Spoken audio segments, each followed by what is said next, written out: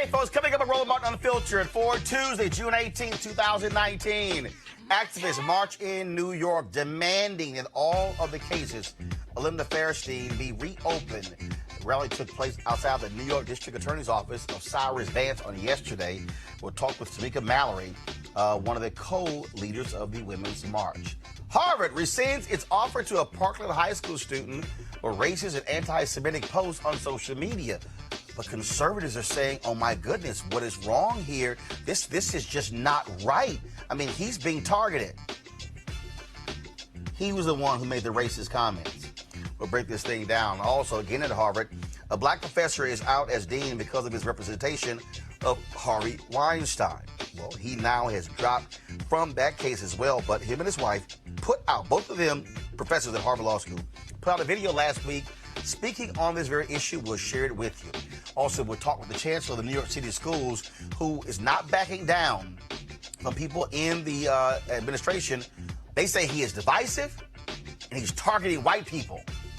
Oh my goodness. Richard Carranza joins us right here on Roland Martin Unfiltered. Plus, a black police officer who was shot by a white cop speaks out about racial division in that police department. And tonight, a new show from my frat brother Will Packer debuts on OWN. It is called Ambitions, a new soap opera. I talked to the cast of Ambitions at American Black Film Festival. We'll talk about who's going to be the show ho. And wait till you see the reaction when the issue of eating groceries came up. Oh, it's time to bring the funk, Roland Martin Unfiltered. Let's go. He's got it. Whatever the biz, he's on it. Whatever it is, he's got the scoop, the fact, the find. And when it breaks, he's right on time and it's rolling. Best believe he's knowing. Putting it down from sports to news to politics. With entertainment just for kicks, he's rolling. It's on go, y'all. It's Roland Martin, Rolling with Roland now. He's funky, he's fresh, he's real, the best. You know he's Roland Martin now.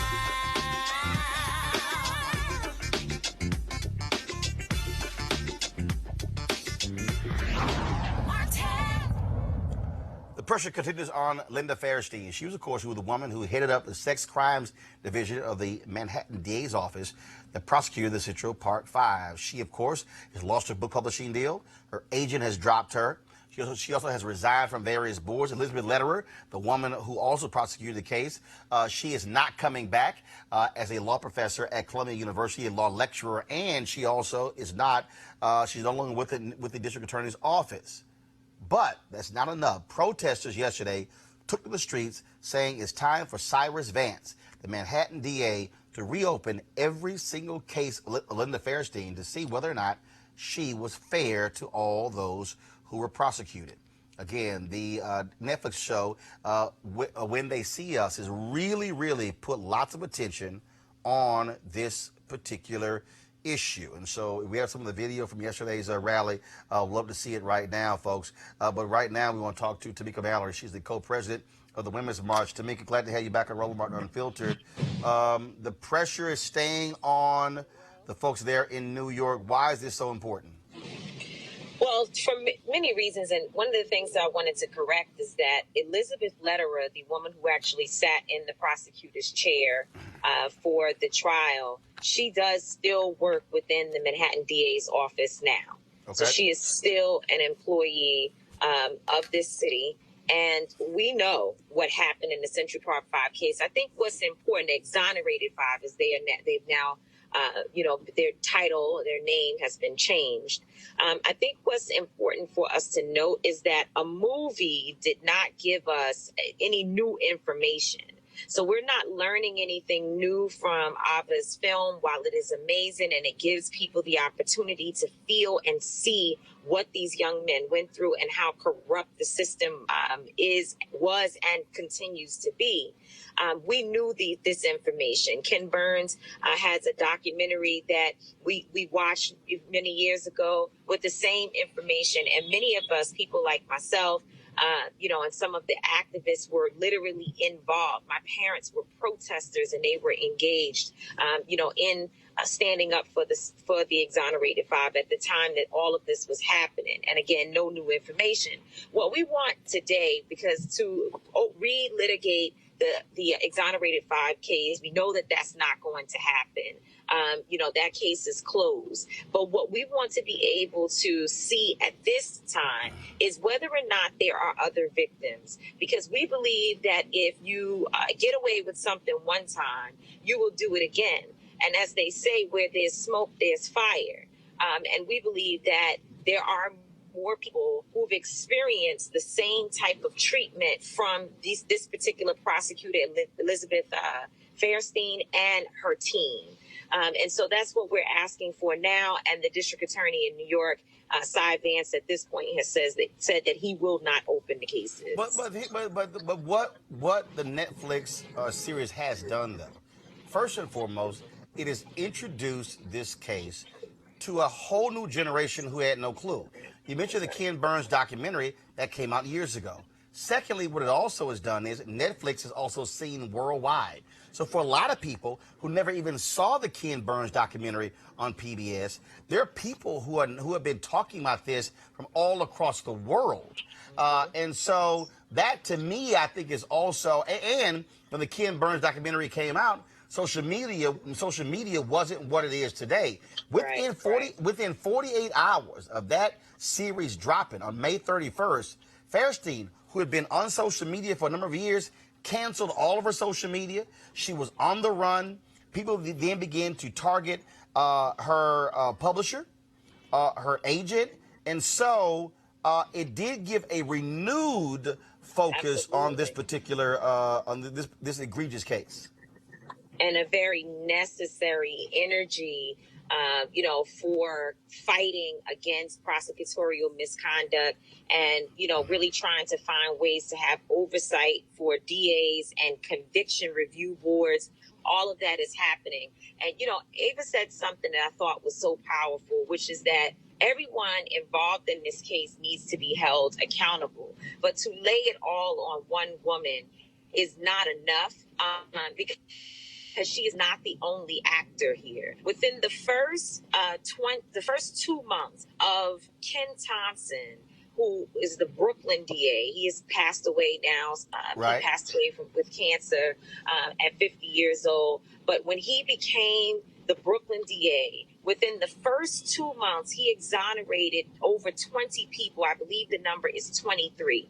And one of the things that he found is that the trend was in all the cases was that one officer was involved. So this one officer had touched all the cases where he was able to exonerate innocent people. And even in this particular, in the Manhattan DA's office, there is a case where I've been telling people to go and Google People versus Jovanovic. That's Javanoc.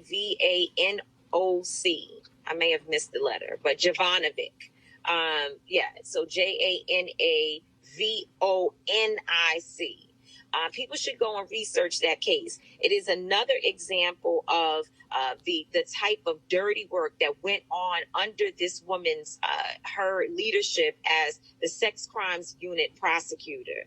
There is another case out there where this gentleman had hit the appellate court overturned his conviction because it seems that text messages were kept out of the evidence when they were presenting the case, when the prosecution was presenting the case. And those text messages clearly show that there was consensual sex between this man and woman who were both students at Barnard College. And again, an appellate court had to overturn the conviction. And he spent 20 months in jail. He was attacked. It seems that he was stabbed or sliced across his neck. I mean, we're talking about ruining people's lives and people's families. And we believe that the district attorney in New York, he cannot just tell us that he won't look look into these cases, but then claim to be a progressive leader and, walking around, going to our churches and other places, but unwilling to check into whether or not our young men and women have been sent to prison under wrongful convictions. I want to play this for you. April Ryan asked Donald Trump today, before he went to Orlando, about whether or not he would apologize to the Central Park Five, the exonerated five. This is that exchange. April. Mr. President, will you apologize to Central Park Five? They've been exonerated. There have been videos and movies shown about the case, and you came out with a full-page ad saying that they should die. They should have the death penalty. Why do you bring that question up now? It's an interesting time to bring it up. You have people on both sides of that. They admitted their guilt. If you look at Linda Fairstein and if you look at some of the prosecutors, they think that the city should never have settled that case. So we'll leave it at that. April. Mr. President, will you apologize to Central Park And Five? the arrogance there of Donald Trump. One saying, why would you bring it up? Well, the man who watches more damn television than anybody who's been president should clearly know what the hell is going on. Right. But again, it's arrogant people like him. It's also remind people Mike Bloomberg did not want to settle this case. Absolutely. Ray Kelly did not want to settle this case. And the city of New York, we had Raymond Santana on this show, the city of New York to this day refuses to release the depositions that led to the $41 million settlement with them. Your thoughts on that? First of all, Donald Trump is lying. The question has been raised many times. While he was running for president, the question about the Central Park Five was raised, and there was a lot of press, specifically around Youssef and some of the other folks, some of the other five who were more vocal. There was a lot of press on them and a lot of questions asked of how they felt, and and they were able to tell their story. So that's a lie. But he's the both sides president. He is the person who wants to be on the sides of the cops and the robbers. And in this particular situation, the police officers, the judges, the district attorney, these people knew exactly what they were doing. And it does not surprise me at all, because at the time, Donald Trump was a major figure in New York. And in fact, we believe that the ads that he purchased and the way in which he criminalized these young men and helped to convict them before they even went to court, that he was a big part of that his influence in this city was a big part of it. So it doesn't make me feel confused or, surprise me at all that he would say what he has said. But what we know is that these young men were framed. I heard that the survivor in this particular case, the Central Park Five jogger, I read a statement from her saying that she wants the depositions and all of the files to be released to be able to prove that the police officers and the law enforcement in this particular situation did not commit any crimes. She believes that, but at the same time, she goes on to say that she's been wanting it to be out there for a long time to put her heart and mind at rest. So, there's two things going on there, and I appreciate and understand that she wants to stand by those who she feels stood by her. Right. That law enforcement at that time stood by her. They promised her that they would find the people who did this to her, or who assaulted her and left her for dead. But they have found that person. The person came forward, which is Mr. Reyes, who told his truth, and the only DNA evidence at the scene of that incident belongs to him. None of the five men who went to jail, or the five young boys who are now men, went to jail for this crime. So we just want to open the books. I think it's a simple request, and it should be something that this city would get behind immediately to be able to prove their innocence and that they are not complicit in locking up young men and women of color. Tamika Mallory, always a pleasure. We appreciate it. Thanks a lot. Thank you very much, Roland. All right, let's go to my panel. Dr. Jason Nichols, Department of African American Studies, University of Maryland. Kelly Bethea, Communications Strategist, as well as Malik Abdul, Vice President, Black Conservatives Federation. No shock here, Donald Trump doesn't have the guts to actually apologize, Jason. To try to say, oh, people on both sides admit it. No, what we do know is that those confessions were beaten. We know that the cops violated the law by talking to folks who were underage. And the bottom line is, and then by saying, well, she opposed, the settlement. Well, hell yes, she opposed the settlement because she didn't want to own up to exactly what the hell happened. Absolutely. And it's funny, Donald Trump, who avoids talking to the authorities at all costs, he thinks it's okay for people to talk to the authorities, young people to talk to the authorities without representation and without adults. Donald Trump doesn't apologize for anything. And one of the things that I know, at least my father always taught me is the sign of a man is when he's willing to admit that he's wrong. He certainly is not. He was mentioned in the movie, so there's a reason why April Ryan asked that question. He's a big part of, I believe, the first episode of the series. And I think it is important, the point that you made and that Ms. Mallory made, and that is that this is not new. We've all known about this. This has been something that's been out there for a long time, but it shows the power of media. And this is why I think Roland Martin Unfiltered is so important. And black-owned media is so important because without Ava DuVernay raising this issue, which has been out for 20 years or more, these things would not be happening. People would not be being held accountable. Kelly, very simple. If I'm the Democratic nominee, I'm inviting the exonerated five to a debate, and I'm going to look across that stage. I'm going to say, Donald Trump, man up right now and have the guts to apologize to these young men for you calling for the death penalty when they had been fully exonerated. No, absolutely. And further, I don't know if this actually happened, but I would sue for defamation because he knowingly published something that wasn't true. The third party knew it wasn't true. It was just complete negligence all around in terms of the publication of those ads and whatnot. But to take it further, I would sue him because it was before his presidency. He still, unless there's a statute of limitations for defamation in New York, however long that is, if it's still available to sue, I would. I would not only open up the cases regarding Fairstein, I'd open up the ones regarding Lederer. Every single detective that was involved in that case and cases within the sex crimes unit at that time. And it just, I want this to be a snowball effect in terms of exactly what gets discovered, exactly what the punishments are, and really just make an example for this not to ever happen again because it's disgusting. It's absolutely disgusting. Still happens all the time, Malik, to black folks, Latinos, and it's sort of the same thing. We're not going to apologize. We're not going to admit guilt. We're not going to say it was wrong. We'll just cut you a check and go away. Donald Trump is a despicable man for refusing to apologize, calling for the death penalty of those young men, and now we know they didn't do it.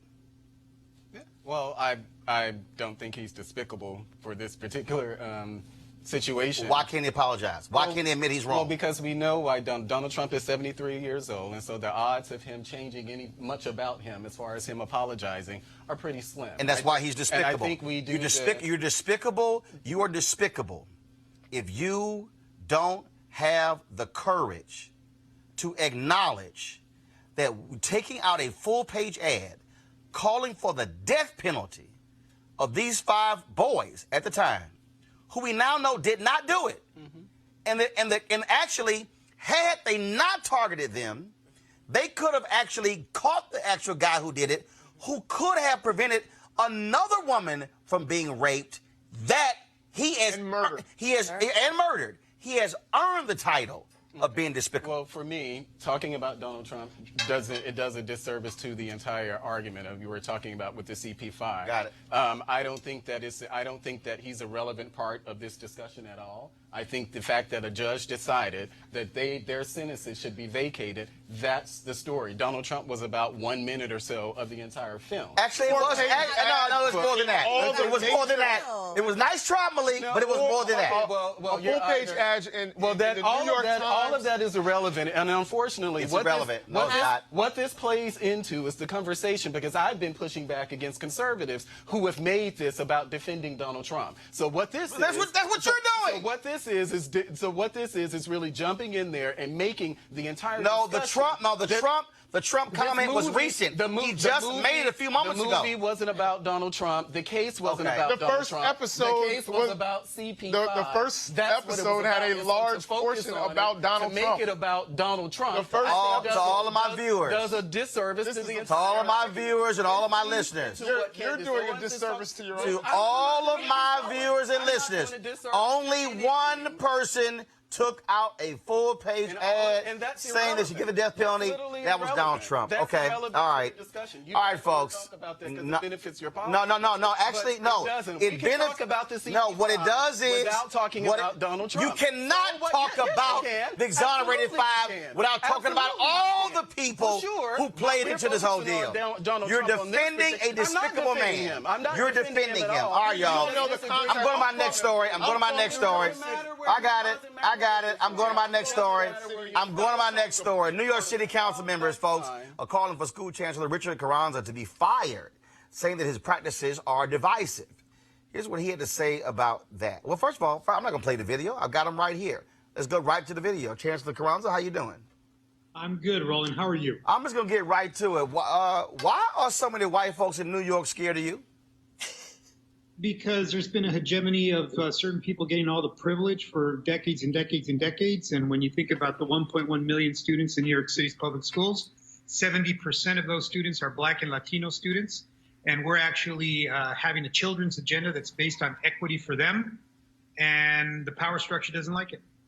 And so you have folks who are saying that you targeted them because of their gender, because of their race, saying that you are promoting unqualified people of color. We always hear that phrase. I never hear anybody white call somebody else white unqualified. And it is as if folks are just targeting you. Now you got the New York City Council. And so, what is your position on this and how are you fighting back? Well, just keep in mind, there was only 7 council members. Did we lose? There you go. You back? Okay. Yeah, I'm back. We got you. There was only 7 that signed this letter asking the mayor to make me stop or find another chancellor, but there was over 25 council members that signed another letter saying he not only needs to keep going, he needs to double down on what he's talking about, because we've had historic segregation in the New York City's public schools. In 2014, UCLA did a study that called us the most segregated school system in America. And how can that be in a diverse city like New York City? What's the systems and structures that have been put in place for a very long time to privilege some kids and not privilege others? And the thing that I keep trying to explain to people when they throw out progressive and liberal, I keep saying a progressive white person and a conservative white person has one thing in common: protect whiteness. And the reality is this comes also down to power. This comes down to control. Even this whole battle over the elite schools there, because the bottom line is those schools when you look at the numbers now, the paucity of Black and Latino students, they know that that's the gateway, some of the best schools in the country. And there are folks who want to protect their positions. Well, when you think about even the elite schools, Stuyvesant High School in New York City, internationally known. There's a single test that you have to take to get into Stuyvesant High School. It's not related to any of the state standards. It's not related to anything that kids study all day long. It's a test that's created to be a hard test. And in order to do well on that test, you have to get all kinds of outside tutoring. There's a cottage industry that is sprouted up to test prep kids to death at the low cost of thousands of dollars. And out of the 900 incoming freshman seats this coming year, 9, not 9%, 9 seats are going to Black students. Now, the data is incontrovertible, and the data says that the system and the structure for admitting students to specialized schools is just not working, and it's not capturing the talent of the student body in New York City. But what makes it even more egregious, Roland, is that in 1971, the chancellor at the time and the Board of Education at the time were concerned about this very issue, and they wanted to desegregate the 3 specialized schools at the time, Stuyvesant being one of them. And the state legislature in New York State put a state law in place requiring the single test as a sole source of admission to the specialized schools as a direct response to the desegregation efforts that were being made in 1971 to desegregate these schools.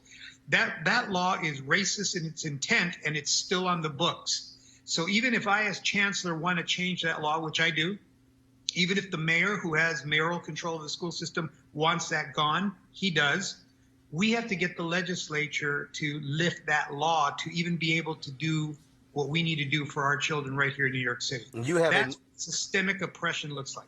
You have a school district that's majority minority, yet when you look at those who are teachers and administrators, majority white. Yes. I keep making this point when I travel around the country because I'm an ardent supporter of charter schools. I say I support every form of education. I said, but the problem that I fundamentally have is that the ed reform movement is largely led by white folks. I said, and black folks and Latinos are tired of having somebody else tell us what's best for us. We want to be able to control our own destiny. And that's what we're seeing here and what we're dealing with in New York City and many of these big city school districts. We're dealing with not just elite schools, but billions of dollars also at play when it comes to contracts. That's also a fundamental thing you have here, high-paying positions and billions of dollars at play, and who gets to control those resources. Absolutely. And I've been chancellor here now for 14 months, and when I arrived here, I did a top-to-down, top-to-bottom look at the entire system and structure, did a reorganization, and then advertised for new senior cabinet-level positions, and the talent that came out of the woodwork, not only here in New York City, but from across the country. And the talent that was diverse was incredible. And I hired the most diverse cabinet that this organization has seen in the last 30 years. And it just so happens they were the best qualified, but they also reflect the diversity of our student body. And that's what you alluded to in the beginning, where we're being sued because we're being accused of bringing in people of color and moving aside folks that are white. No, I'm just hiring the best qualified people that have an orientation for serving the kids that we have right now, not the kids we used to have, the kids we wish we would have had, the kids that we have right now in the school system. And what you're doing is, being someone who is Latino, you are saying, hey, I want to see everybody. We know how this game works. Before you came to New York, you were there in Houston. I knew you went to Houston Independent School District. Same thing, majority minority school district, okay? And it comes down to control and power. And the reality is, and I've been saying this for the longest, that we were operating in this age of white fear. And the white fear is about power and control. And that is who controls the resources, who is in position of power to change curriculum and things along those lines. And as America becomes more brown, you're seeing this resistance because folks can't stand, and let's just deal with it. They can't, I'll put it on the table. There are people there, no doubt in my mind, who cannot stand taking orders from a Latino man. Well, I should be taking their order at a restaurant, not taking orders as a chancellor. And you're absolutely right. And I call them out on it. And when they refer to students not being able to go to some of the best schools in New York City, and then they say to me as a justification, well, we don't want to water down the academic talent at these schools. Well, who are they talking about? They're talking about kids that aren't represented right now. They're Black and Latino kids. And they are saying that Black and Latino kids don't have the academic talent to go to these schools, yet they've been structurally shut out of opportunities to go to these schools. And then you have that coming from a Latino chancellor who was an English language learner when he entered public schools. And it's like, who does this guy think he is? What an uppity guy does he think he is? He should be quiet. Well, I'm not going to be quiet. And I'm not going to be so concerned about trying to keep my job and going along to get along that I'm not going to do my job. And my job is to serve the students. And as a chancellor, my job is to look at every system, every structure, every protocol we have in place and make sure that it is serving all of our 1.1 million students. That's what I'm doing. And as you can tell, some of the tabloids and some of the folks in the city don't like it. Last question here. I'm looking at this $90 million lawsuit that was filed against you by 3 senior white educators. And here's the other thing. They say they were demoted in favor of less qualified minority educators. But here's the deal. You also got a fundamental education crisis in New York City. There are a bunch of people who, frankly, need to go because the kids are not getting the education they need. We can look at the test scores. We can look at the fact that you got 20 and 30,000 people who are trying to get into success charter schools, getting away from a New York City school system. And there are people, frankly, who've been sitting in jobs for a long time who need to go. And that's also, I think, part of this whole deal as well. So there's pushback because, again, if they were doing such a great job, why are kids not learning? Absolutely. And as the CEO of a $32 billion a year organization, which is the Department of Education, I'm the CEO. There's 156,000 employees in the public school system of New York City. And as a CEO, why are certain tabloids focusing on the hiring of a certain small group of people? And notice, they're not saying that the people they're saying that are not qualified are all black and they're all Latino. And the people they're saying are eminently qualified are white. Don't tell me there's not a racial animus to this whole conversation. But this is a conversation we need to have. And the impact is too important. It's about our children in New York City. Right now, specifically, it's about our children in New York City. But let's not get it twisted. This is about every child that's being educated in public school systems across America. Because if we don't educate them well in the public education system, there is another system called the criminal justice system, the school to prison pipeline, that will take them off of our hands. And that's not what we want. It's a matter of life and death. And that's why I won't be silenced. We won't be silenced. And this movement around equity and making sure we have the best people in the best places to serve our children is not going to stop. Chancellor Carranza, we appreciate it. Thank you so very much. Thank you, sir. All right, then. Good luck. All right, folks, let's go to our panel here. Again. Well, I just want to say, when he's ready to run for office, he can call me as a Democratic strategist. I will certainly support him. I think everything he said was absolutely on point. Everything that he was saying about hiring and making changes. I don't know any CEO of any company who doesn't enter in and start shifting things around and start seeing his own vision, implementing his own vision, instead his or her own vision, rather than just going along with what's been done, particularly when what's been done has failed, and that's the reason they're there. So what he's doing is the right thing to do. He's trying to serve the people of New York City better.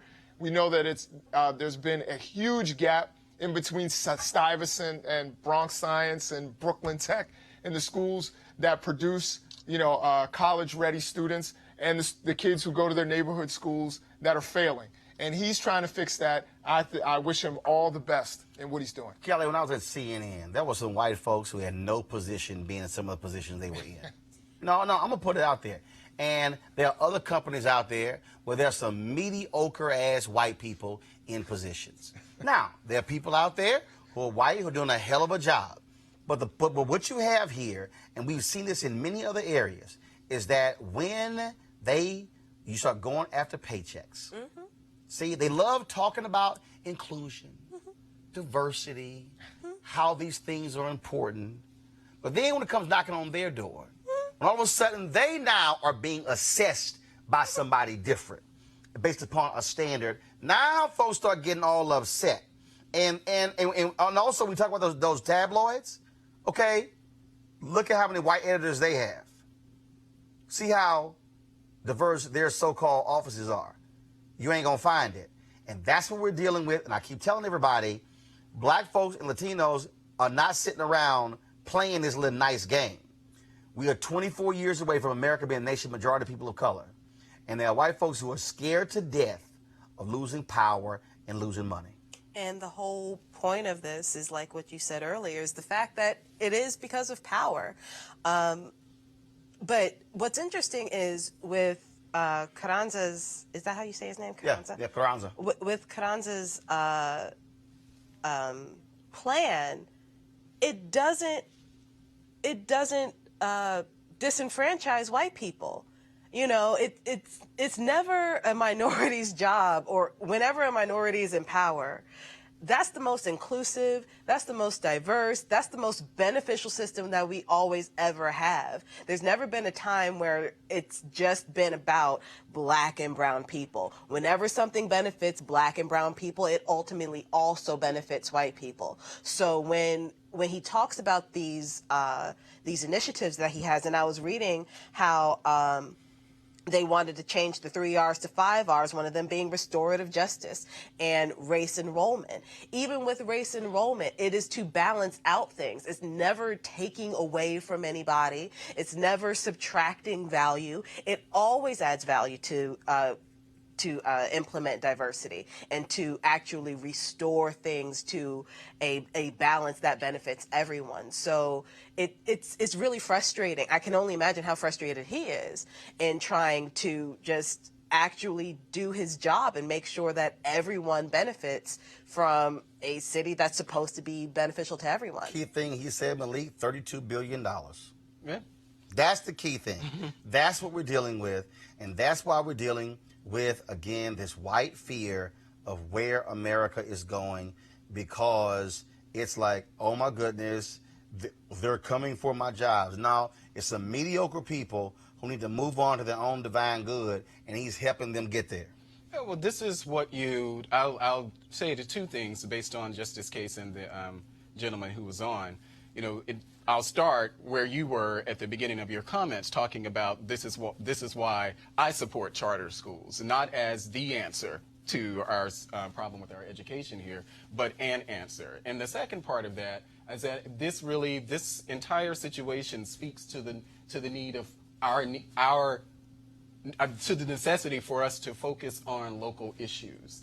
A lot of times there's some reason why that's so, and some are good reasons, and then some are not. But a lot of times we get, as far as black people, we get ourselves caught up in the national discussion, and we lose focus on those local issues. If he had the people of New York City behind him, pushing for his, supporting his efforts, that's something that really can affect the citizens of New York. No, it's not a national thing. You're not going to have national politicians going out there. Yeah, everything in New York is national, like New York City. No, but I'm talking about here. I'm talking about the need for local involvement in local politics. No, it's happening. First of all, that is local happening. politics He has matter. the full support of the mayor. He's got other people. We talked about all those council members. But what you're dealing with here, Kelly, again, what you're dealing with the individuals who also have access to media. Mm-hmm. And see, this is the piece that people don't understand. This is why we at the National Association of Black Journalists continue to put pressure on these companies. Just yesterday, it's a perfect example, just yesterday, CNN named Janita Dew, Senior Vice President of Diversity and Inclusion. All right? Made a big deal. She's going to be reporting to Jeff Zucker.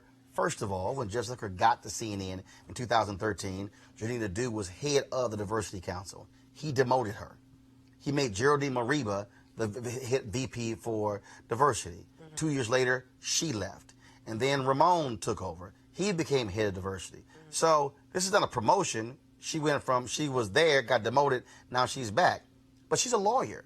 Right. She's not a news exec. Right. She has no journalism background. Right. She's a lawyer. And so we blasted him back saying, oh, guess what? You still don't have any black news managers, journalists making editorial decisions at your company.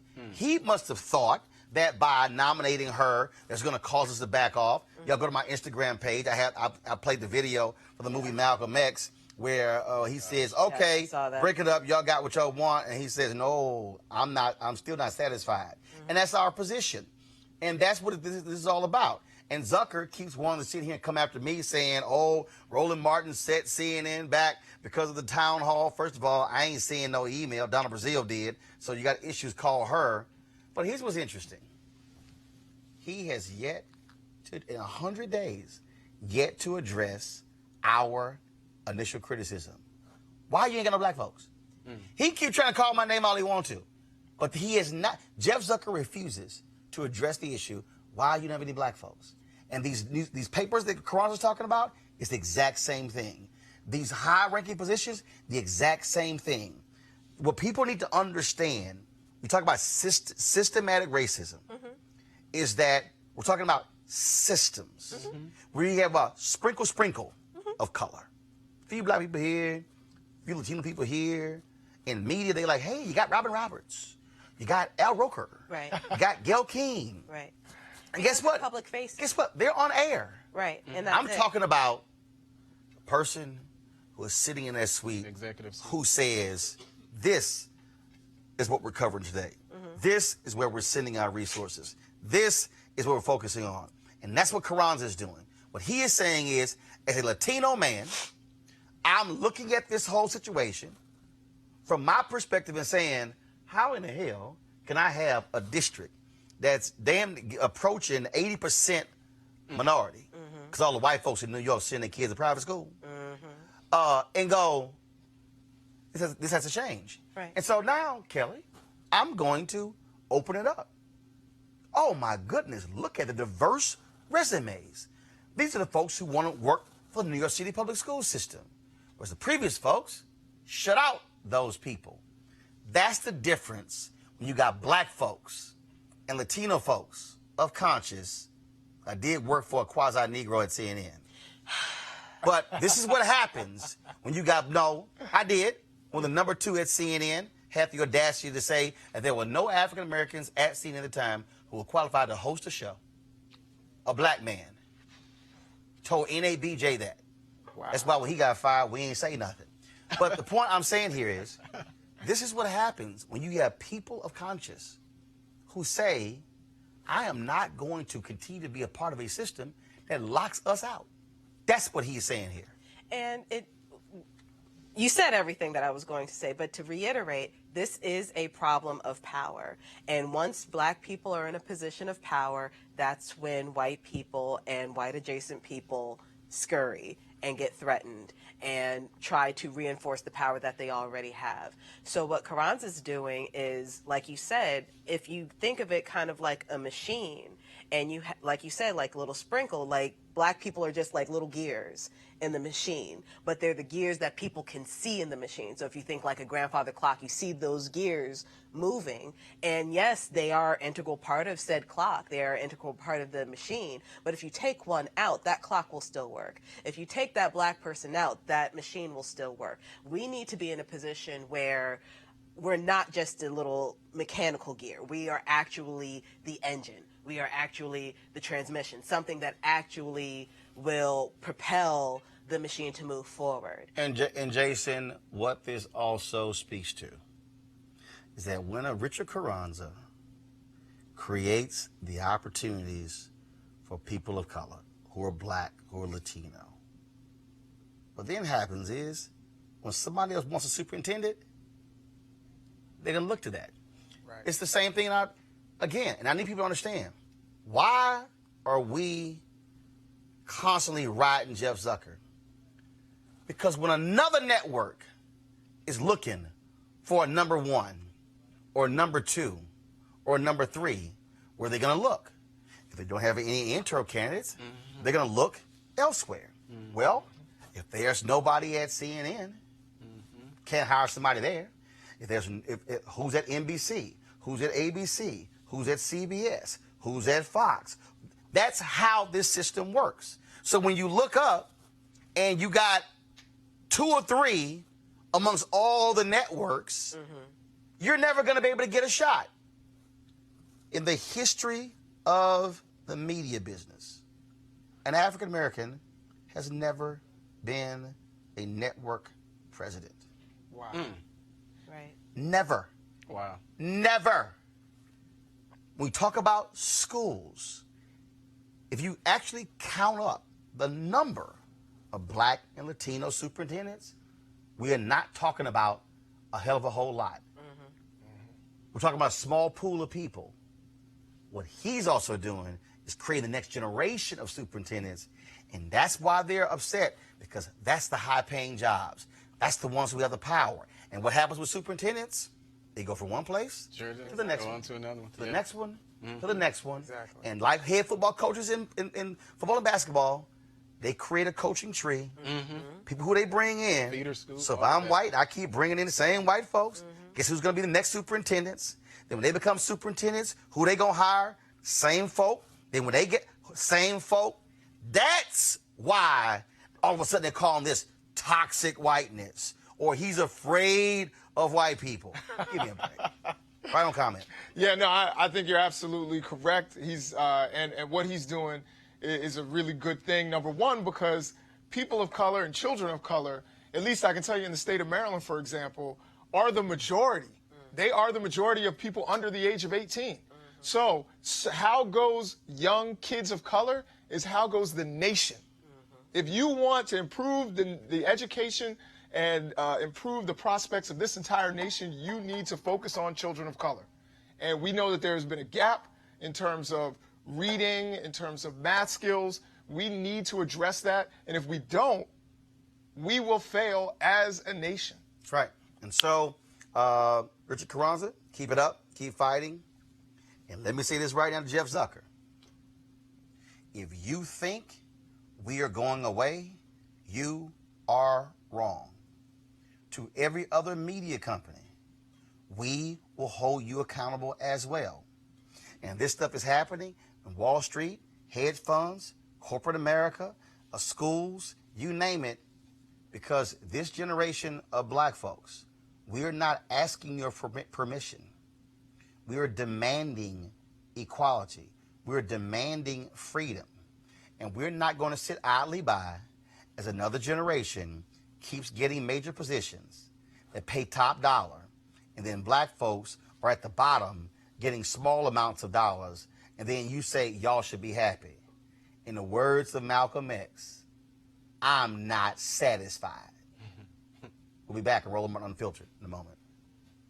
You want to check out Roland Martin Unfiltered? YouTube.com/Roland S. Martin. Subscribe to our YouTube channel. There's only one daily digital show out here that keeps it black and keep it real. It's Roland Martin Unfiltered. See that name right there? Roland Martin Unfiltered. Like, share, and subscribe to our YouTube channel. That's YouTube.com/Roland S. Martin. And don't forget to turn on your notifications so when we go live, you'll know it. Trump doggone podium. All right, folks. They're back. MarijuanaStock.org is another great investment opportunity. Now, if you were lucky enough to invest in their last crowdfunding campaign, you know they raised a bunch of money in just a few months investing in legal marijuana farms. Those initial investors now own shares of a publicly traded company. Folks, now again, a lot of y'all missed it, but now you have a second chance. They have a new investment opportunity that is as good, if not even better, than the last. I'm talking about industrial hemp CBD. Now, for those who don't know, the hemp plant is the cousin to marijuana with a much higher concentration of CBD, which means hemp CBD gives you all the medical benefits of marijuana without getting you high. Now, until recently, hemp farming was practically illegal in the U.S. and heavily regulated by the DEA. However, the 2018 Farm Bill changed all of that, making it legal to grow hemp CBD in the U.S. and creating one of the largest commodities worldwide. They need land to grow all the plants, which makes for an incredible investment opportunity. And that's where our good friends at 420 Real Estate come in. Their business model is real simple. They buy the land that supports the hemp CBD grow operations and lease it to licensed, high-paying tenants. That's right. They are hemp CBD landlords. And you can get in on the action. You can invest in this crowdfunding campaign for as little as $200 up to $10,000. Folks, if you want to invest, go to marijuanastock.org. That's marijuanastock.org to get in the game. All right, folks. Also, we're going to be in Atlanta. Real soon, talking about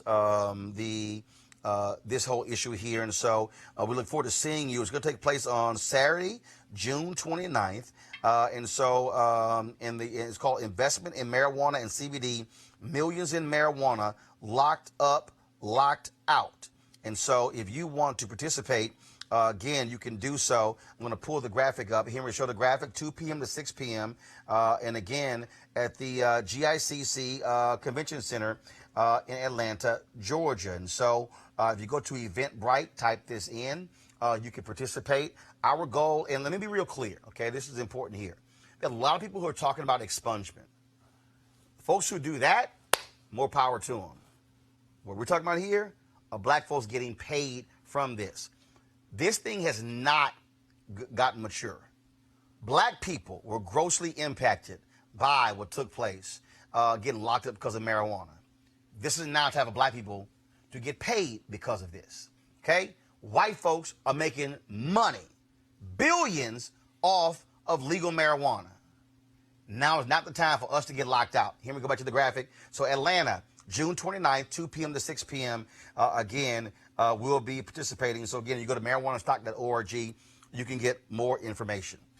All right, folks, the Poor People's Congress started on yesterday where they hosted the Poor People's Campaign Presidential Forum.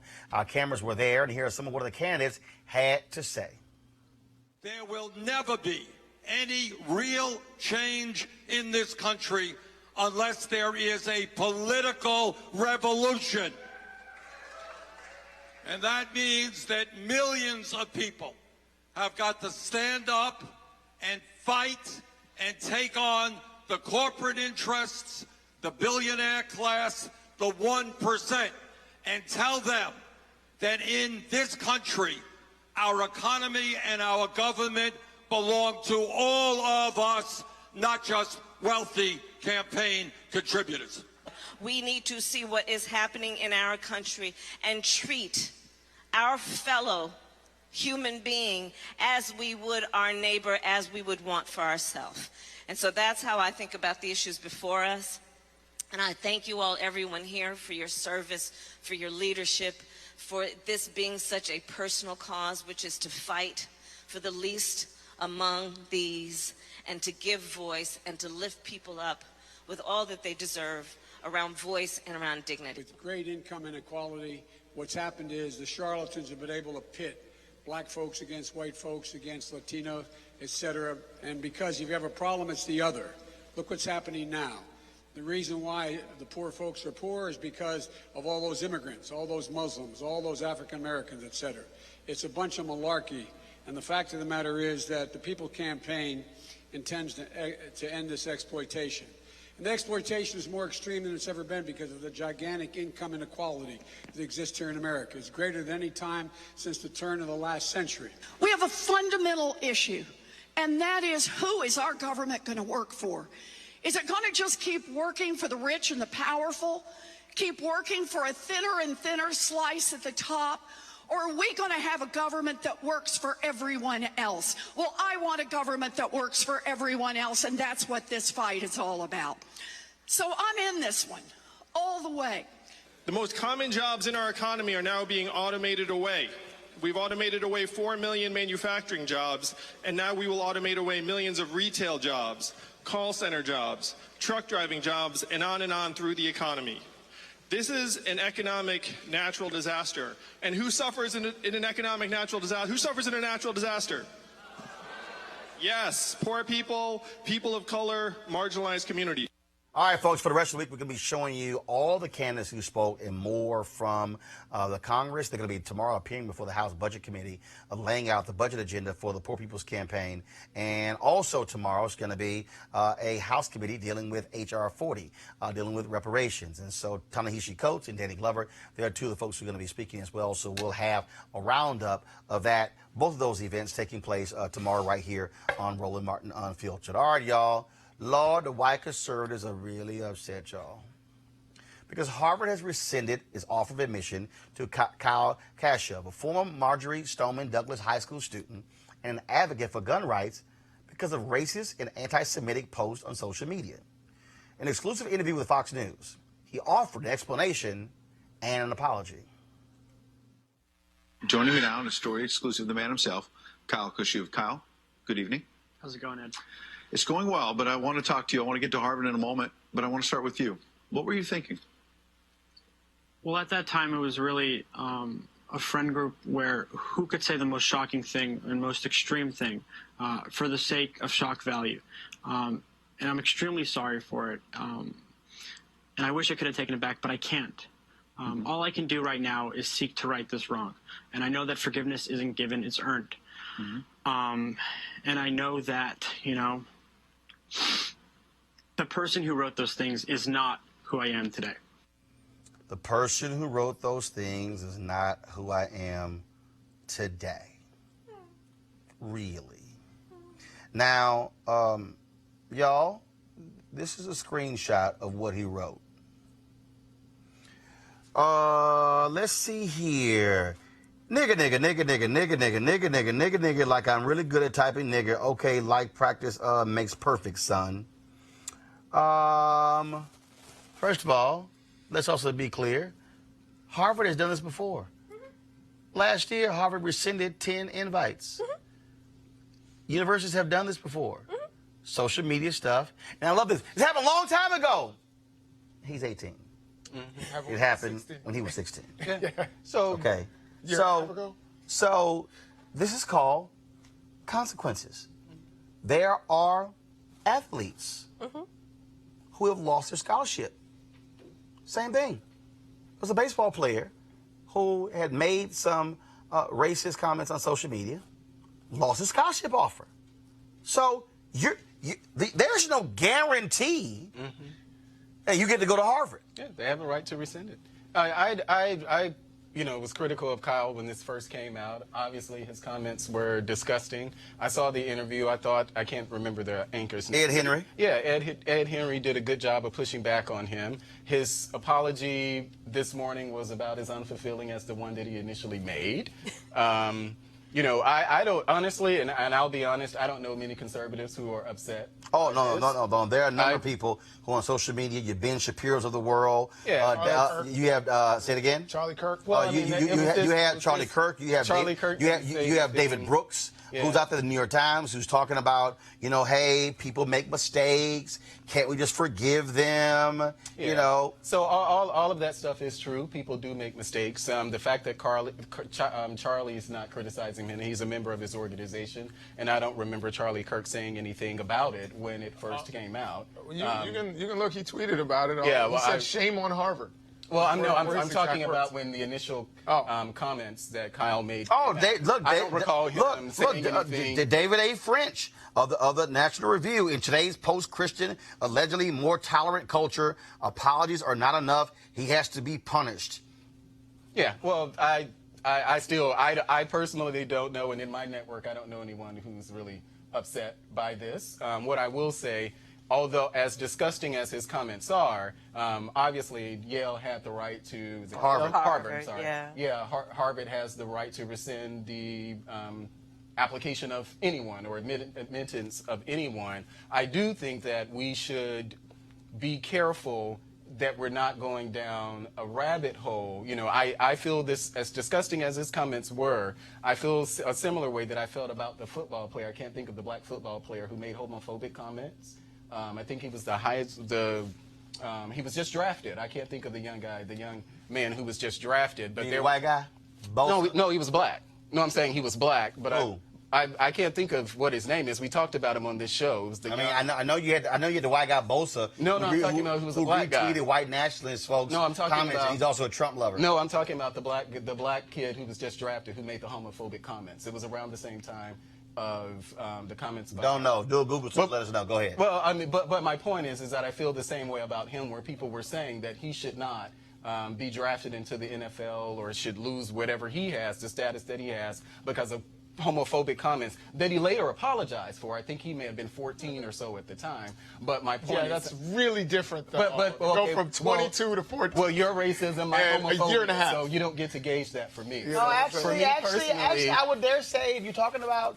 If somebody makes, I'm talking about me. So me personally, I can only speak for myself. When it comes to things like racism and homophobia, I don't draw a distinction between the two. So I'm not drawing that. I'm talking about the time period. But when you're 14 versus 16, that really doesn't matter. No, but say what? 14 versus 16 doesn't matter to me when you're 2 years and 8 years. I mean, okay. We're talking about racism and homophobia. Kyle is making the argument about growth.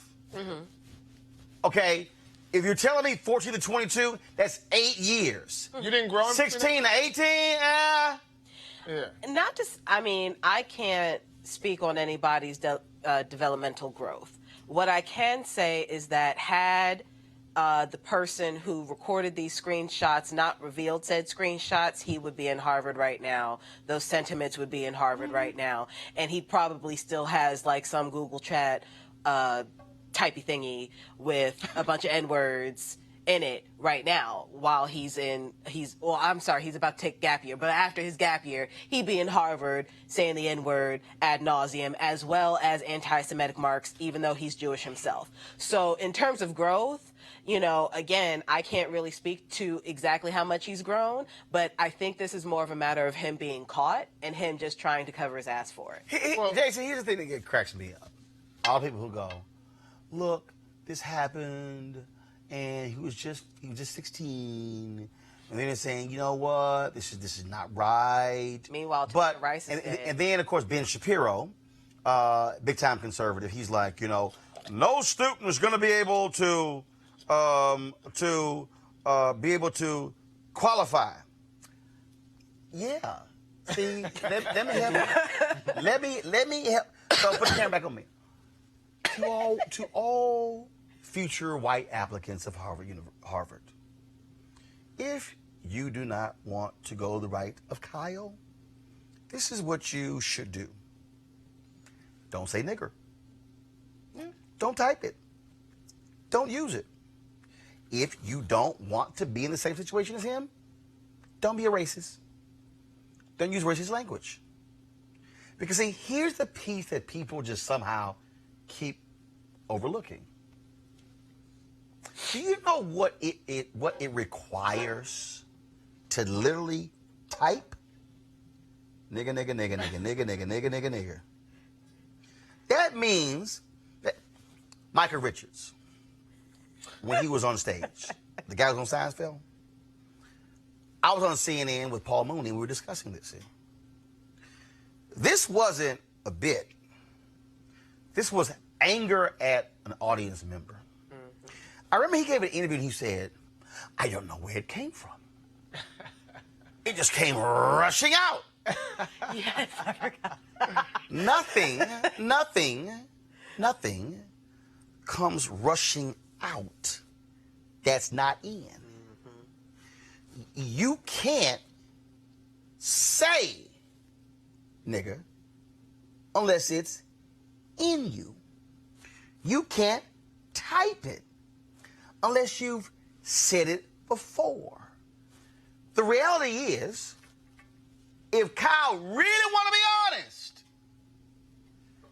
he has said that word for a number of years. The peers around him, they have been comfortable saying that because, this was an exercise where we were all like, who could say the most outrageous thing? You, Kyle, were with a group of people where this was common. It wasn't out of the ordinary. That is the reality. So if y'all white kids don't want to lose out on your scholarships and lose out on your what you think is your guaranteed spot at Harvard and at Yale and Columbia, the other Ivy Leagues, this is real simple. Don't be racist. Don't be bigots. Then you ain't gonna get busted. It's really not hard, Ben Shapiro. But if y'all want to be comfortable being racist, I keep saying we are more than happy to expose you and talk about you at every turn. That's just the real deal. And I agree. And you know, I am a believer in second chances. I will say this. If you're taking a gap year, Kyle, figure out what you're going to do to make this right. Take that time to actually do something for the communities that you offended. Hold on. But he said he offered to work with the inclusion office on the Harvard campus. I love the Harvard clapback. Well, why don't you go work with some local groups? Right. which is like, and it didn't again, mean anything to me when I heard him say, you know, boo-hoo-hoo, you have to go to Cornell now. You know what I mean? Like, oh my. No, he has to reapply, apparently. Yeah. He has to reapply to everything. All right, well, he might have to go to community college. Oh my God. like a common. Free college? I'm so sorry. Free college? Like the Kyle, I'm so sorry. Like all those people he was calling an N-word? You mean? Kyle, I'm so sorry you can't get to go to Harvard, boo. Well, the person that the young man that I was talking about was Kyler Murray. That's who I was talking about. Oh, yeah. Yeah, the comments we do. But I will say is that, you know, this is something, and this is just a lesson. It's not really just for Kyle. This is about just how we, you know, so we have to talk to our kids about their social media in general, because I'm sure there are a lot of things that people, you know, I tell my relatives or friends, look, y'all need to calm down on social media. Like, you want a job. I've done it. So, yeah, we need to really be mindful of it. All right, folks, an update to the story brought to you yesterday for the attorney for Drayvon Ames and Leisha Harper. The Phoenix couple, where the cop acted a fool, drew a gun on them when their kid took a doll. They filed a $10 million lawsuit against the city for the brutal attack on their family. And, of course, we'll continue to update the story. They also say they don't want an apology from the cop. They say, damn it, we want you to be fired. All right, folks, tonight on OWN, they have a new soap opera show launching called Ambitions. It's from my frat brother, Will Packer. And we were in Miami for the American Black Film Festival, where I had a chance to sit down with the cast of Ambitions. And since it's, you know, soap opera, I had to begin with the most obvious question. Oh, God. Oh, man. Let's talk Ambitions. Who's a hoe on the show? It's somebody always a hoe. Interesting that this is what you're fixated on, Roland Martin. What? This is what you're fixated on, Roland Martin? It's a soap opera. I grew up watching soaps. My eyes keep going like this. I don't know. So, Brian, you the hoe. Do you want to address that, Brian? Allegedly. I'm the alleged hoe. I think... I mean, politics makes for strange bedfellows. Right. It's a political show, and I think everybody's going to be perusing their options. So you're a black Trump? Yes. I'm a Barack Obama, Bill Clinton, Donald Trump, Jay-Z, Will Smith. Okay, all right then. Okay, all right. Moguls. I'm a mogul, and I'm a politician, and I'm a man in a position of power with a woman who's also in a position of power. We have lots of money and lots of problems because of that money. Saying a man is only as loyal as his... There's a microphone. I know. You like... saying that a man is only as loyal as his options. So, you know, being in political office as the mayor of Atlanta... Are you trying to say Robin not an option? No, I'm just trying to, you know. No, look, he like, damn, he went there. I'm just saying that Brian has options being the mayor of Atlanta. A powerful, black, successful, handsome man who's educated is going to have many options. And what's interesting about this story, we talk all the time, through the years, this family, the Carlyles have had money before Black Wall Street. All right, and we are in the era of a president and a person in charge of education, Ms. DeVos, who doesn't even want Black Wall Street to exist to these kids that are coming through middle school and high school. We're a story that starts from the place of a family of 3 generations of billions of dollars. And now a guy who's coming from nothing trying to elevate himself and marry into money. I'm a social climber. And we are talking about concepts and parts of society that are interacting that we've never seen before. Do you love your wife? I love my wife dearly. I placed her on a pedestal, and I'm trying to level up. Those other women that you're in the shower with and all that stuff, you love your wife? I'm just trying to make myself feel good enough and confident enough to come home and hold it down for you the proper way. See? So, like, good answer. All right, so who? You can't love anybody else unless you love yourself, right? Oh my God. So, all right, since I go to you, so what will be the most interesting thing for folks who watch this show come Tuesday?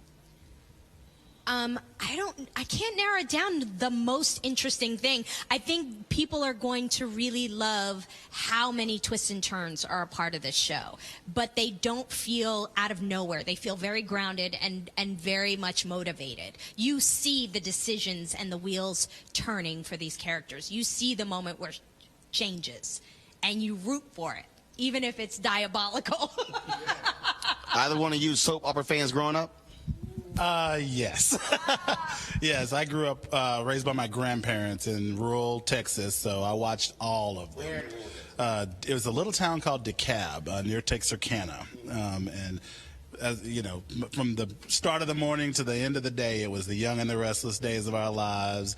You know, at nighttime it was Dallas and Dynasty. So then when I became a teenager, Melrose Place, you know, all the Aaron Spelling ones. Yeah, huge soap fan. I'm sorry, not soap. Black people, it's stories. Stories. I gotta watch my story. So what was your story? Or what was your family's story? I was about to say, yeah, because we were sort of forced to watch it, even though we didn't want to. General Hospital.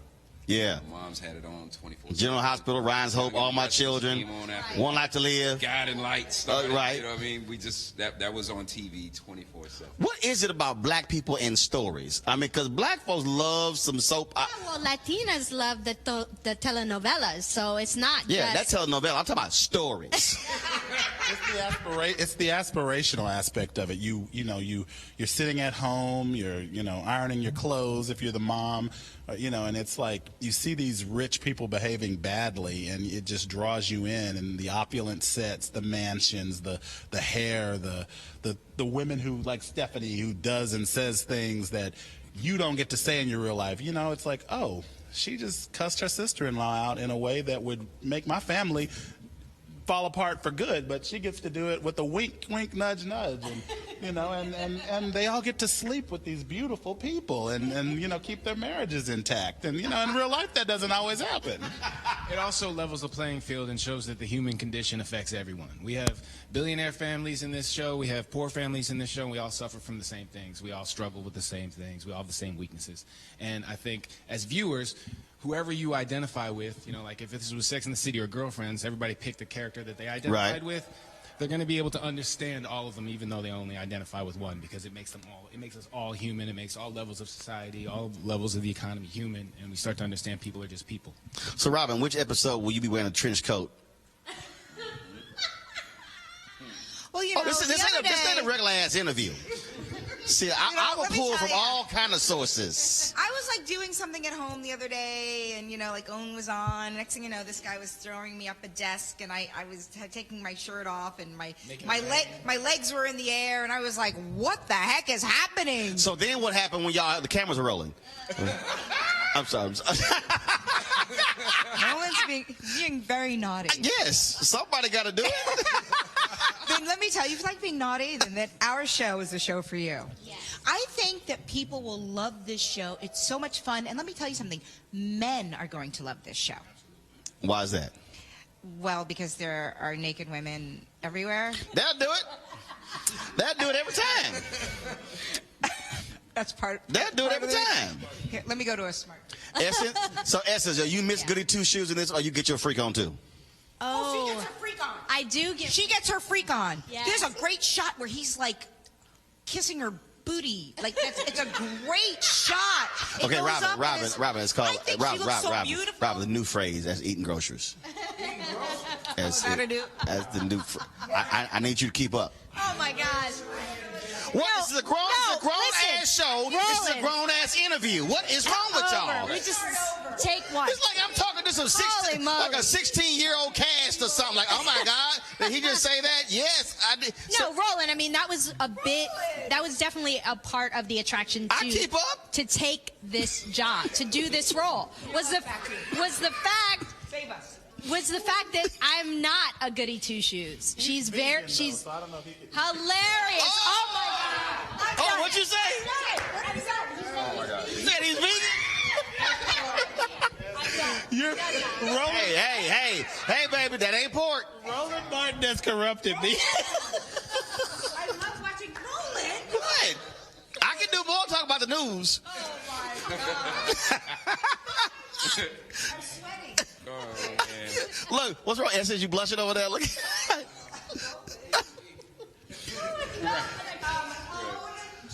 18th. Yes, please. You're going to love this show. Eat your Hashtag ambition. I'm going to add. That's right. Oh my God. Hashtag ambition. Hashtag keep it grown, keep it freaky. All right. I appreciate it, folks. All I'm saying, look, you can't talk about a soap opera and not talk about getting freaking. What? Hey, somebody's groceries getting eaten. Yeah. I think I'm gonna watch it. You know. Vegan groceries. Hey. Okay. All right. Look. My mom is watching. I'm not saying nothing. Look, I'm not here's saying the a deal. word. In radio, there's a phrase called "go with the bit." Okay, so like when you're on the radio and something happens, you go with the bit. So you don't sit there and go, "Oh my God, I can't believe." No, you don't try to explain. No, you go with the bit. You allow the bit to develop. The moment she said it was sitting right there. Yeah, right. Make a comment, it elicits a reaction from the group there. That's the point. You go with the bit. I'm sorry some folks ain't as quick. New terminology for me. No, it ain't. No, everybody know. It's an old phrase in media. Go with the bit. I'm familiar, but that's just not the bit I would have gone with. Like, yeah, I ain't know we were talking about the go with the bit. I thought we were talking about the eating the groceries. This ain't it. I was like, they've been saying that for a long time. But okay. I just heard that. Y'all notice how puritanical this panel has gotten. You know, like, oh my God, my dad's watching. That's her. Yeah, all right, go in there. Yes, it is me. Yeah, go in there. Yes, it is. Ask your dad. Shout out to my wife. She know what's up. Yeah, ask your dad about groceries. She know what's up. Ask your dad about groceries. He just had a kid, too. Yeah, hey. Yeah, he just had a kid. Right. How the hell he had a kid? Let's just say my plate was full. Groceries. Okay, I'm a little too close to you right now. That's a lie. You little what? As long as my kids don't see it, it's all good. Yeah, all right, Kelly. Yeah. Let's see what the hell's on your iPod. Nothing. Yeah, okay, all right. Text messages in the Bible, what? Yeah, okay, all right. That's it. Yeah, Text messages with who saying hey, what? y'all want to know something? My mother. If y'all want, girl, please. Tell you who think you talking to? Y'all want something? You want to hear something? Listen. You ain't, your girlfriend's gonna. You know, doggone well, you got Dina Howard t-shirt and panties on your doggone iPod. Don't even front. Don't even front. Oh, that was the joint. Don't even front. Dina. Don't even front. Stop it. Dina Howard. Shout out for Dina Howard. She got Bible lyrics on her phone. I do. Yeah, okay, all right. Somewhere. Yeah, which Bible lyrics? Which Bible lyrics? Songs of Solomon? That's a good book. Okay. Yeah, I bet you'd have read it cover to cover. Yes. Yeah, Yeah, why don't you go and pull up a verse from Songs of Solomon? No, I got Tell us about it. No, it's fine. Yeah, That's between me and my Lord. No, it's not. Yes, it is. It's written. We all have read it. Okay. So it ain't like it's a personal book between you and God. But this isn't one of those two or more gathered situations. This is a personal relationship. Well, it was two. It was two who were gathered when he wrote Songs of Solomon. Oh, Y'all, see, this is what happened when church people try to act like they all churchy and they all holy. And then, of course, they run against somebody who's actually read the Bible. If y'all want to know some of the freakiest stuff, Song of Solomon is it? Read Songs of Solomon. Oh, yeah, for sure. All I'm saying, they'll make a Dina Howard go, damn. That's all I'm saying. All right, y'all. Ambitious tonight on. Check it out. Hope y'all enjoyed that. All right, y'all. Tomorrow, we got a lot of sort of stuff for you. Poor People's Campaign, Poor People's Congress ends tomorrow. Also, Black folks today met, talk about the U.S. Census. I was going to get to that. I'll save it for tomorrow. And so, frankly, hell, I say so much stuff for tomorrow because we had so much good stuff today. Hell, tomorrow's pretty much already done. So it's going to be a light day for the staff. And so, again, I'll see you guys tomorrow. Don't forget to support Roland Martin Unfiltered by going to RolandMartinUnfiltered.com, joining our Bring the Funk fan club. You can, of course, join us via Cash App, PayPal, Square, you name it. You can do that. And so we want you to support this show because, again, we're talking about stuff other folks are not talking about. So we want to thank Tamika Mallory, Richard Carranza, the Chancellor of the New York City Public School System, for joining us on the show today. And, again, we got a big one for you tomorrow as well. So jam-packed. Look forward to it. See, this is why we got to have our own stuff. Because y'all know Tucker Carlson ain't going to talk about this stuff. Y'all know Laura Ingraham ain't going to talk about this kind of stuff. Y'all know Don Lemon ain't going to talk about this kind of stuff. Is definitely not going to talk about or Chris Como or Jake Tapper. No. They ain't going to discuss this kind of stuff. It ain't going to happen on Rachel Maddow, Chris Hayes, Lawrence O'Donnell. This is why we got to have our own. We can have a conversation. Like groceries. You just, okay. Just saying. All right. Kelly, stop fronting over there. Stop fronting. Stop fronting, because your stuff going to reveal it. People going to go through your Twitter feed real soon. All right, y'all. I'll see y'all tomorrow. Holla!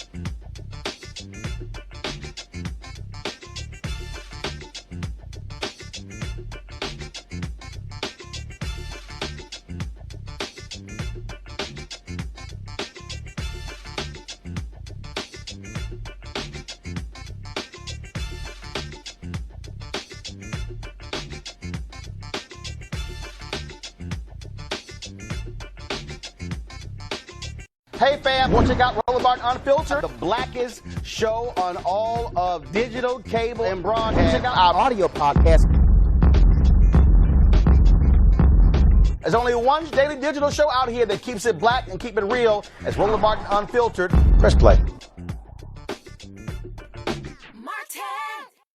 You want to support Roland Martin Unfiltered? Be sure to join our Bring the Funk fan club. Every dollar that you give to us supports our daily digital show. There's only one daily digital show out here that keeps it black and keep it real. It's Roland Martin Unfiltered. Support the Roland Martin Unfiltered daily digital show by going to RolandMartinUnfiltered.com. Our goal is to get 20,000 of our fans contributing $50 each for the whole year. You can make this possible. RolandMartinUnfiltered.com. You want to check out Roland Martin Unfiltered?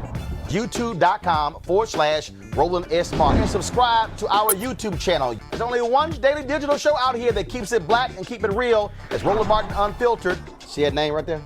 Roland Martin Unfiltered. Like, share, and subscribe to our YouTube channel. That's YouTube.com/Roland S. Martin. And don't forget to turn on your notifications so when we go live, you'll know it.